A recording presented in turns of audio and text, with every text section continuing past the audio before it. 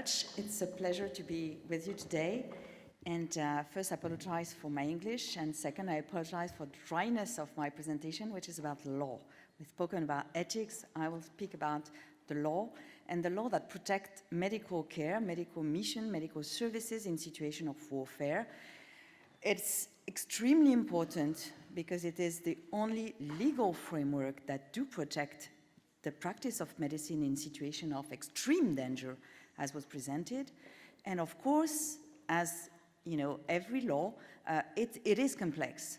The military, they have an extreme level of expertise in this law, meaning that they use it in the perfect way, and there is a huge weakness among the civil society, the humanitarian NGOs, in being able to provide as much civilian and medical expertise in using this law for the purpose of it, which is to preserve medical activities in situation of warfare.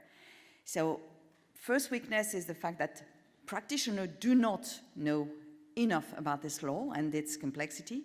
Second, which is the one I will present today, the fact that this law that protects medical mission in situation of warfare is today under pressure by a new challenge, which is the counter-terrorism context, which, as was explained before, shift the law of war to security paradigm. And so we are always shifting between law of war to now this blurred security framework for which I think the medical element were well explained. So we know that the medical mission is protected by international humanitarian law, which is the law of war, the law of armed conflict, since very long.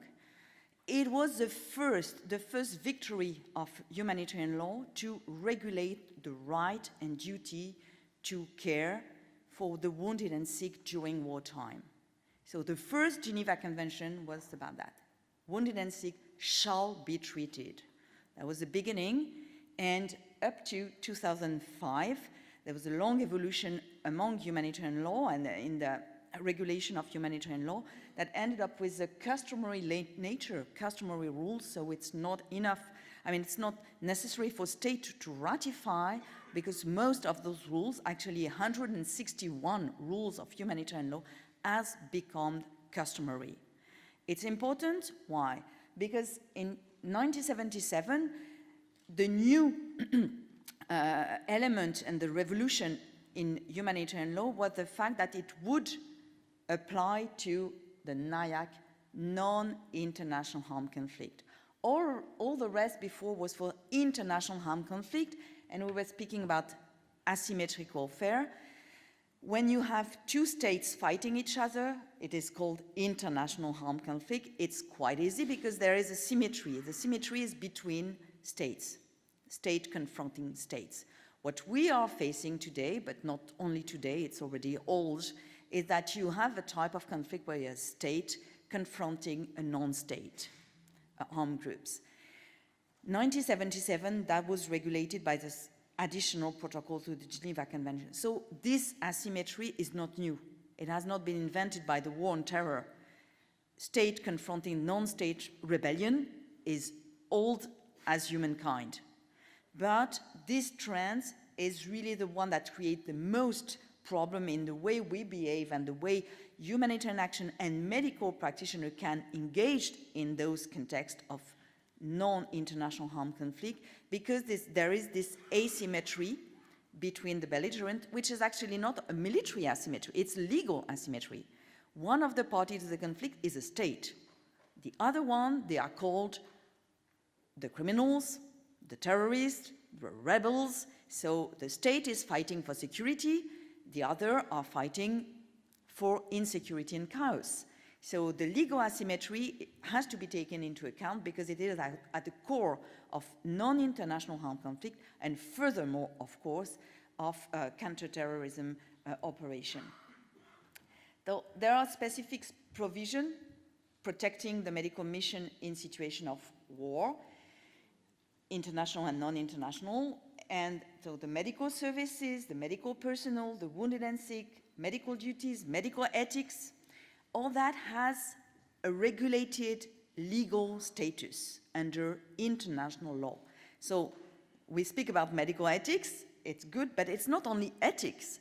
Actually, it is grounded in international law. So it's important to know all that has been acquired through the various episodes of warfare of humanity.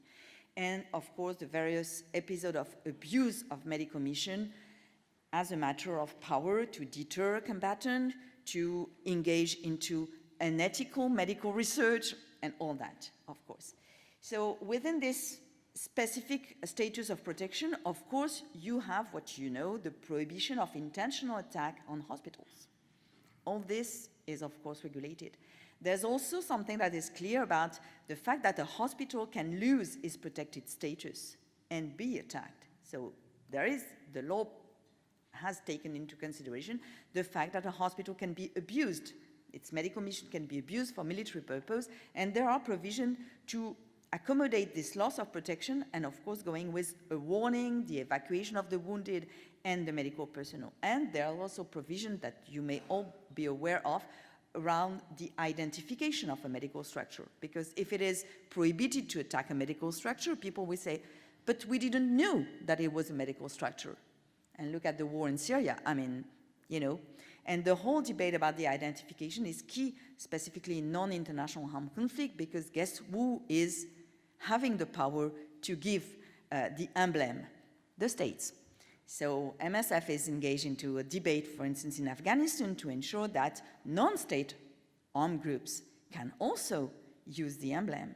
So if it is the state and the government that regulates the use of the emblem, there's a problem. If it is the National Red Cross or Red Crescent Society that is in charge, it's a little bit different, but not all Red Cross and Red Crescent Society are neutral. But, you know, even with this issue, simple issue of identification, there is a problem of legal asymmetry. Just a few words, but it was mentioned, and I will go very quick, the attack on MSF facilities. Unfortunately, we had a lot, but we are not the only one. Maybe one of the specificity about those attacks is that MSF made big fuss about it. And I remember being, you know, sitting for negotiation with military from a great power that was saying, oh, we will not enter too much into legal detail, but you can be sure that we will never attack a MSF facility, medical facility. I said, yeah, but what about the others? Of course, this is important.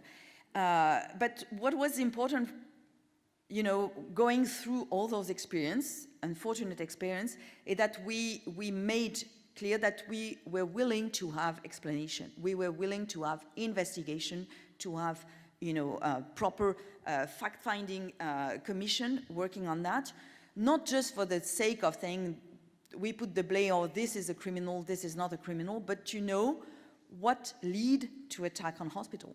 Because there's a rationale behind it. And we've been presented with issue like it's a mistake. So the mistake theory, it's perfect in law, because if it's a mistake, you're not responsible. You just pay, and this is over. So you need to go beyond the mistake theory. So what kind of mistake?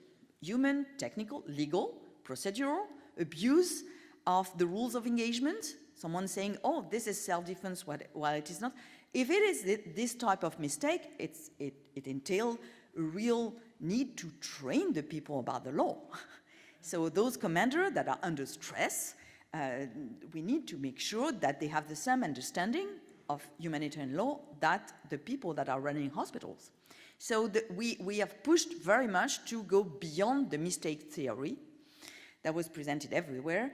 And we were explained also with self-defense, collateral damage, but we were also presented, you know, in the heat of all those attacks with the fact that there was accusation of those hospitals sheltering terrorists.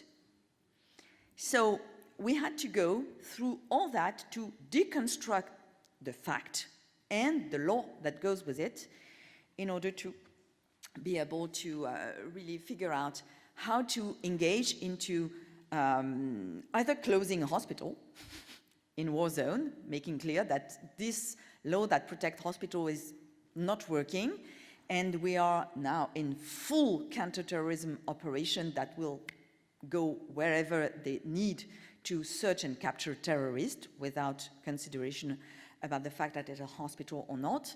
Or we will rebuild basic rules that protect the medical mission, the doctor, the patient, in order to be able to guarantee this fundamental right for people affected by war to have access to medical facilities.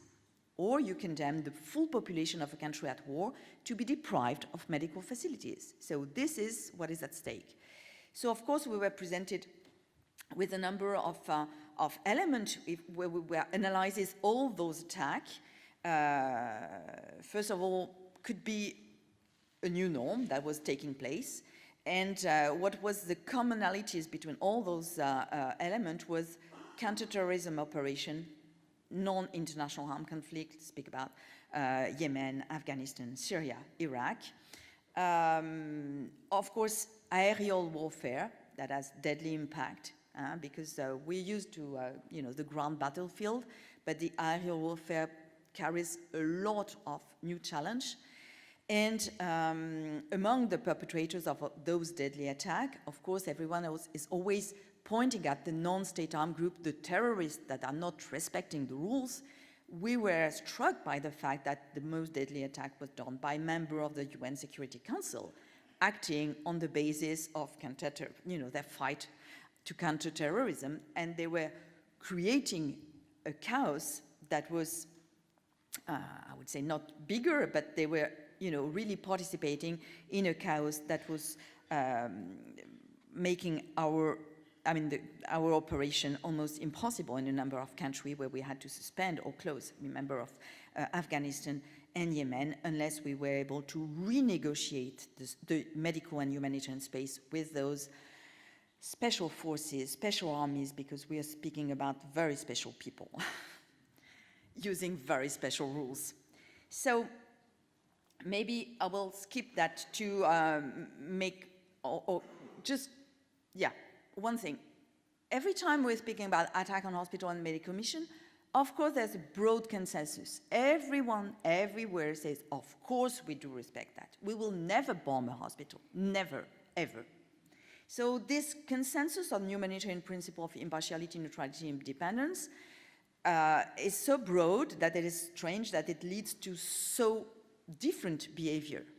So we had to go beyond the principle, in a way maybe sometimes also beyond the ethic, to come down to the technicality. What makes the difference between the consensus on principle and the reality we are witnessing? And part of it is, as I mentioned, this tension between the law and order and the law of war paradigm.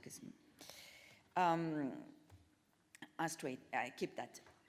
If I take only 3 elements, the wounded and sick shall be treated, I said that this is a basic of the law of war. Yes, but look at the number of concrete situations, by state military hospital.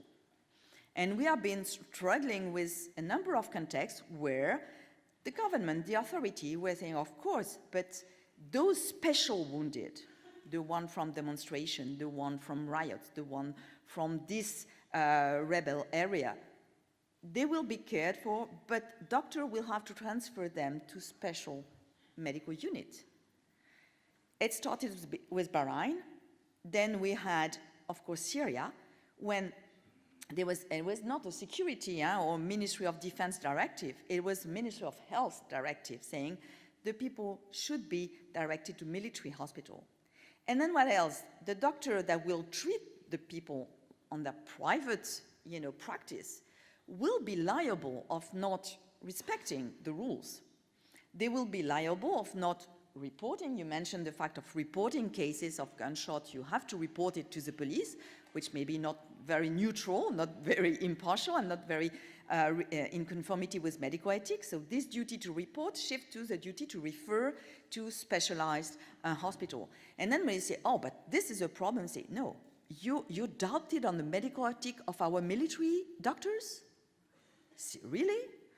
So this is the type of pressure that we have already witnessed, which is not in the light of the one that regulate the states, that regulate this practice, it's not an infringement on the right of the wounded and sick to be treated. It is just a new modality for this treatment.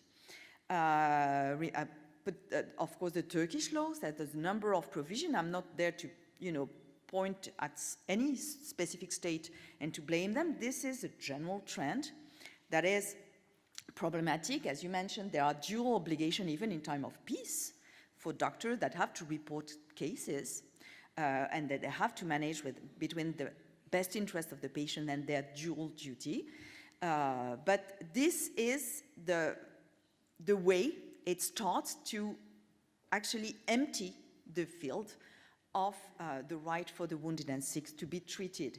And of course, it goes up to the prohibition of treatment by NGOs, and it goes about a lot of debate around the status of a private hospital, of an NGO hospital. We had this discussion with the American in Afghanistan.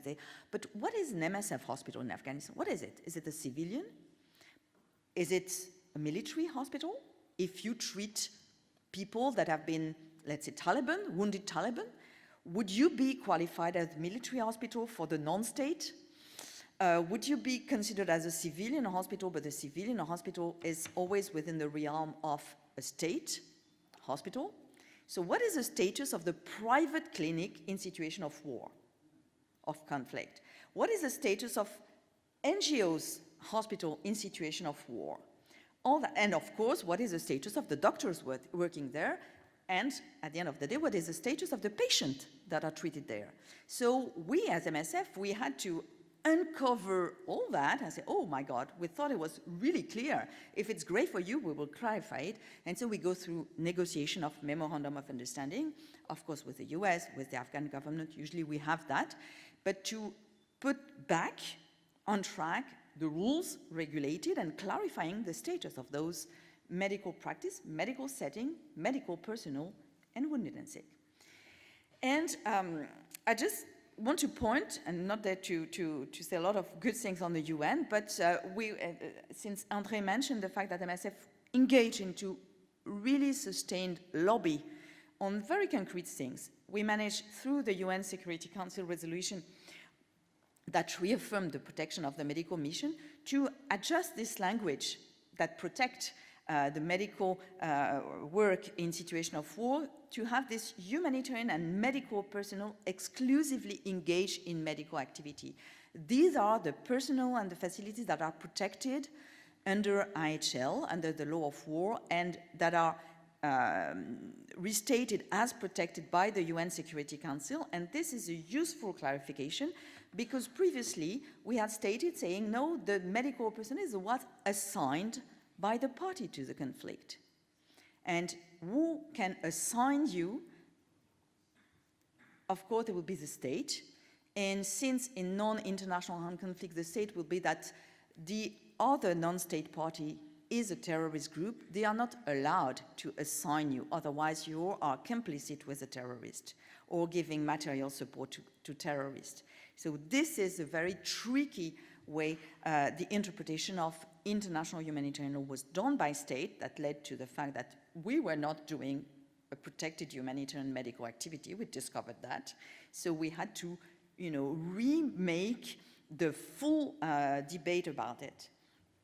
So wounded and sick, it's also important to restore the status of wounded and sick in situation both of conflict and specifically in non-international armed conflict, because as I mentioned, in non-international armed conflict, combatant from non-state armed group are not considered as combatant. This is maybe too technical, but forget about it.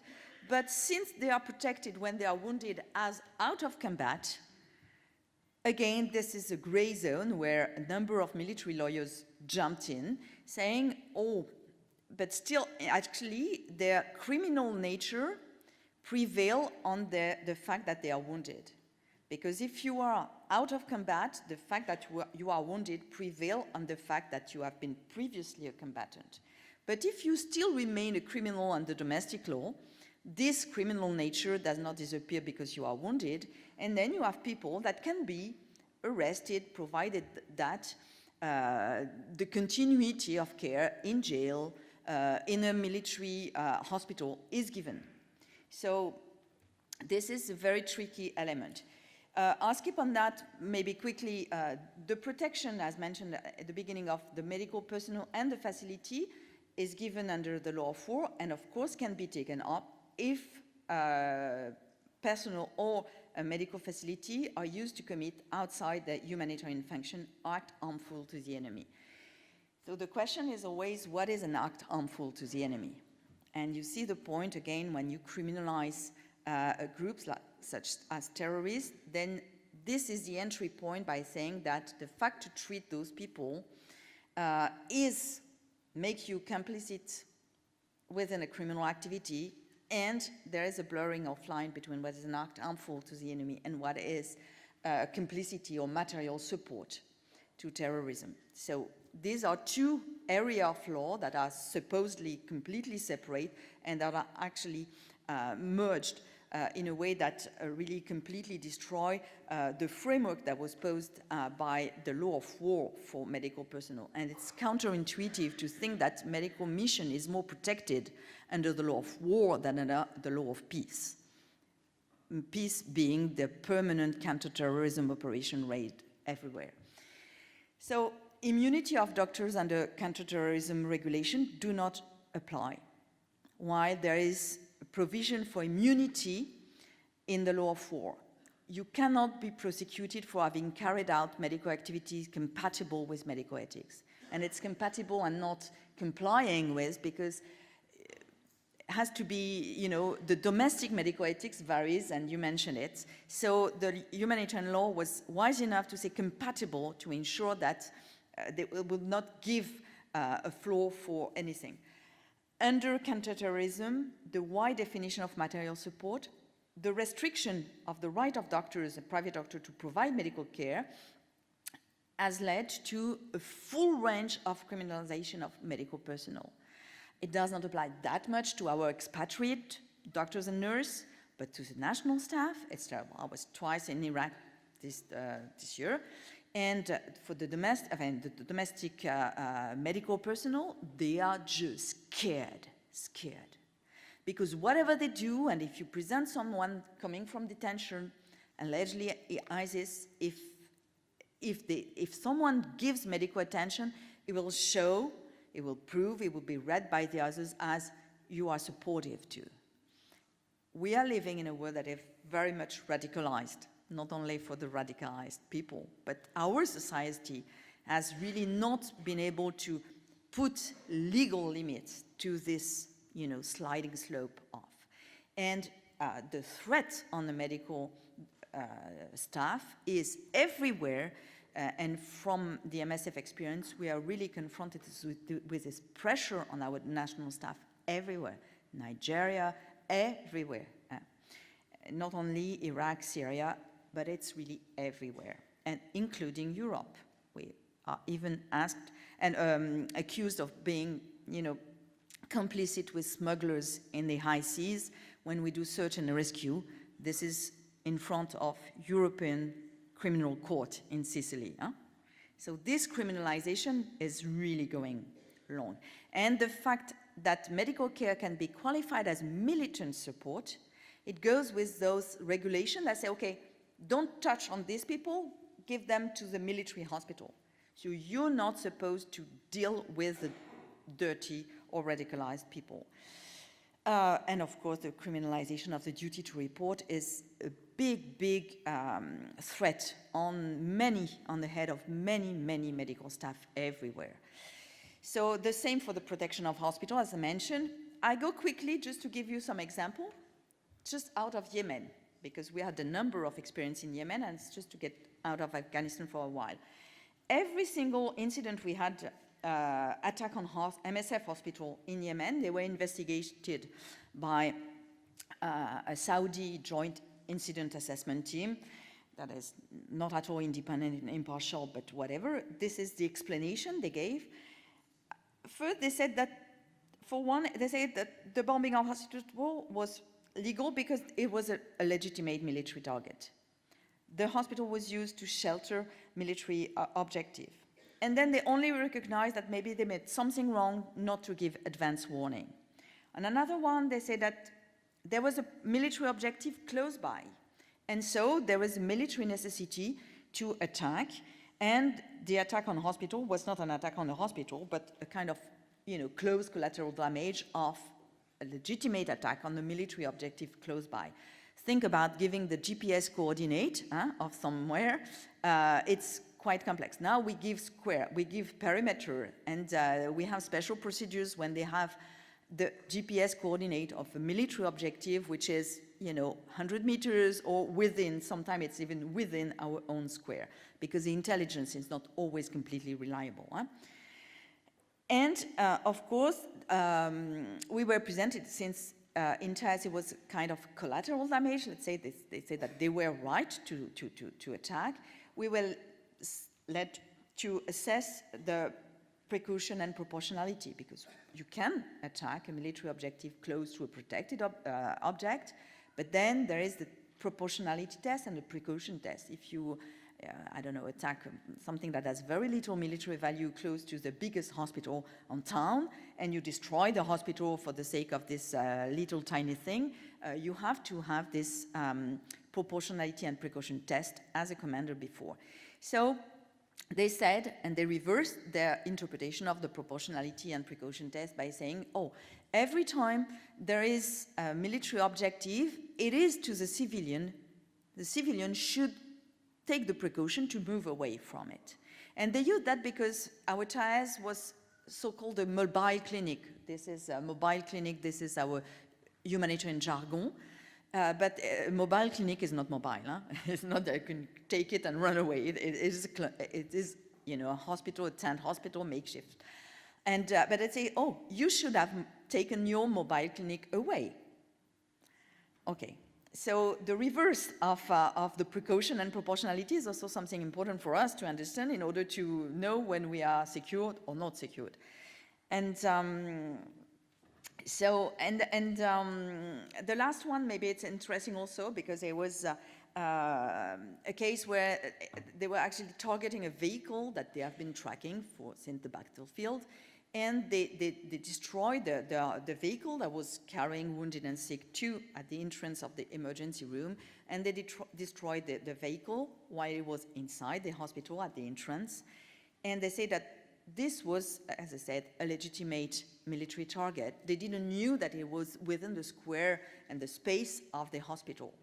So they destroyed the emergency room, of course, the vehicle. The vehicle was full of wounded and sick that became dead, so not protected as wounded and sick, but made as legitimate target. And this is the whole system of the aerial warfare and the so-called intelligence and smart bombs that are as intelligent as GPS and phone intercept works. So again, the protected status of a hospital become really, in question, having said that. We had this question of, I mentioned it a little bit earlier, of a hospital treating wounded enemies, and under some military doctrine, they would be perceived, that was one of the elements in Kunduz, by the way, as being under enemy control. Because for them, I mean, having so many Taliban wounded inside the hospital, we will never accept if we were not forced. So this is the psychology of the military. So we have also to understand how they think, because they are the ones that put us in danger. So they were thinking that the hospital could be under enemy control while it was fully run by MSF. Huh? And they could also consider that it has become a military hospital of the non-state armed group. But this is under the law of war. But under the counter-terrorism system, they could be also targeting someone that is a high-value individual. And the high-value individual that can be subject of targeting killing, and this doctrine that is not legal but does exist. We have the feeling that this can happen. Since you do targeting killing, you can even target someone that is wounded. The fact that he is wounded does not give any protection against targeting killing, which is already a kind of illegal practice. So if you have a very important person wounded inside the hospital could be bombed as a kind of surgical strike on the surgical ward. So, and again, as I mentioned, we had to go through explanation as the hospital could be a command and control center, because this is very, very fancy, I would say, among military. This command and control center, but what is a command? There's no definition of a command and control center, and someone with a cell phone in a hospital today can be qualified as a command and control center. So we had to go in negotiation about what is command and control center, and will you strike on the basis of on-phone intercept on hospitals? Do we have to implement, in addition to our no-weapon policy, which is the old-fashioned way of neutralizing a hospital, we commit not to have weapons inside, because if there's no weapon, we cannot become a military target, fine. But we had to ask the question, do we have to implement no cell phone policy inside our hospital? Because if you intercept one phone call from a dirty cell phone, that may not be in the right hand at that moment anyway, that will legitimize a strike on the hospital.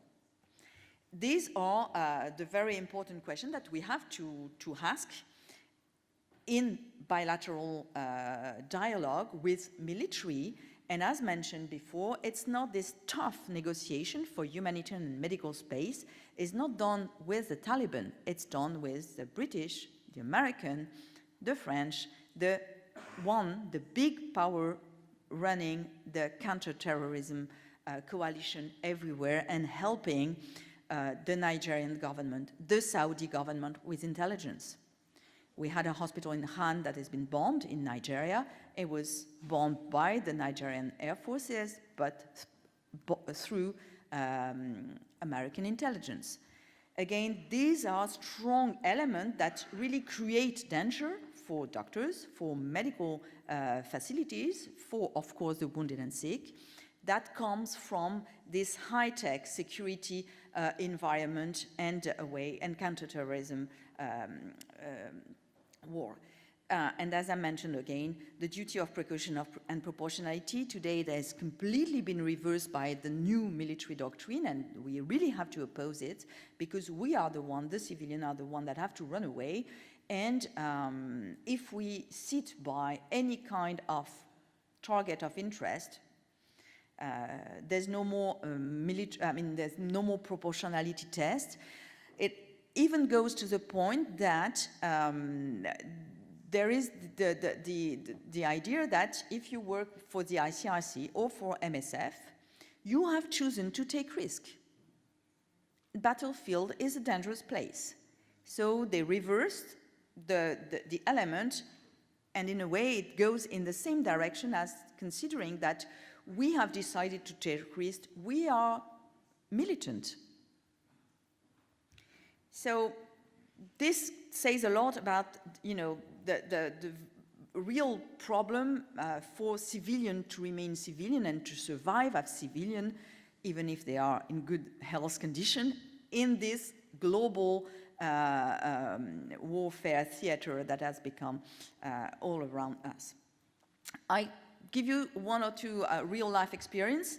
After the bombing of our hospital in Kunduz, there was a raid on the Swedish committee hospital in Afghanistan by special forces, NATO and Afghan. The medical staff was handcuffed, patient was taken, and 3 were executed. You understand a little bit the disruption that this creates. November, an undercover raid by Israeli special forces in Hebron Hospital to arrest a patient.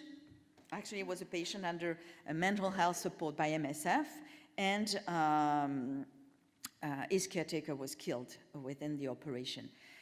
July, just now, a police intrusion in Makassar Hospital to arrest a patient. I will maybe just show you how it looks, because it's security operation, but giving you an idea of how disturbing it is for.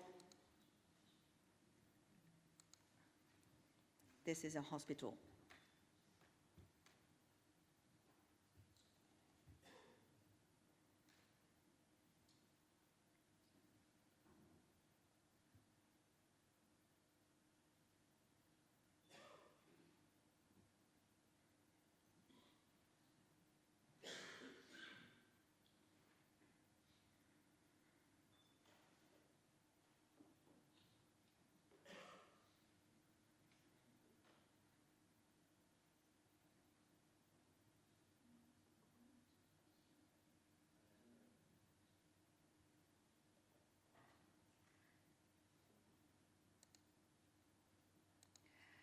think you had enough of it, but this is a new trend everywhere. This is only police, this is not special forces, although you see they don't look really like human beings. And the fact of intercepting wounded and sick in the emergency room is crucial. Every time something happens, they want to interrogate, to arrest the people straight away. And the emergency room is really a place for police, special forces, military intervention to search and arrest, two elements that are really new concept also, that have nothing to do with the law of war, that protect the medical status, and that really create interference and security problem for the staff that are really huge. In fact, in those elements, the legal justification is to say it's not an attack on the hospital. The hospital is not a target. It is a law enforcement operation. Or it is an attack on the patient, not on the hospital. As I mentioned, the famous surgical strike within the surgical ward. And the search, capture, search and arrest doctrine that are really pushing hard to have those commandos raiding hospital every time after there's a fight somewhere or a battle and a military engagement. And this is what we've witnessed in Syria actually. After each military incident, they're just tracing the car where the wounded are brought, and then the place where the wounded have been brought is supposed to be a clandestine medical facility, and it's bombed. It's so easy to follow the wounded and then destroy the place where they go. And this is a global pattern linked with intelligence, IHL surveillance, that really create the fact that those hospitals are systematically bombed, yes. And even the double tap, when you bomb a place, then you look where the people evacuate the survivors and they are evacuated, and next time you bomb this place. So this is, I would say, medical military intelligence. The question is why? I mean, it's really breaching the basic element that say wounded and sick are neutral. This is not real, but this was the agreement. We will not gain any advantage at killing the wounded and sick. And we want them to be treated. If we cannot create this neutrality of the medical space, then there will be no more medical mission in situation of wartime. Because of course, if you can kill the people, you affect their morale. And if you can prove that the combatant, if they are wounded, they will just die, maybe you reduce the thing. This is long-term military strategy with immediate civilian effect on the deprivation of medical of access to medical care. I said this is why we MSF made this request to the Security Council of the UN to reaffirm the basic element of the protection of medical mission. It's not because we believe in the morality of the state of the Security Council, but because it has to come from them to at least restate what they are destroying at the same time. So, because otherwise we're left alone, trying to cope with, and it's not time anymore for NGOs, even for MSF, to cope alone with that. States have to take up their responsibility and decision, or assume clearly to say to the public, in situation of war, we will not guarantee access to medical care to all civilians. This is something huge, specifically at a time where you close the border for refugees. So if you do not allow the population to receive medical care, but they still are not allowed to flee war zone, then there is a problem that needs to be tackled by the very states that are trying to improve the world security order, but at the same time creating some kind of very, very dangerous chaos within the medical mission. This is it. And this is for those of you who want the link to the online guide to humanitarian law, where you will find the medical ethics and all those element debated and presented in Arabic, Russian, French, and English. That's it.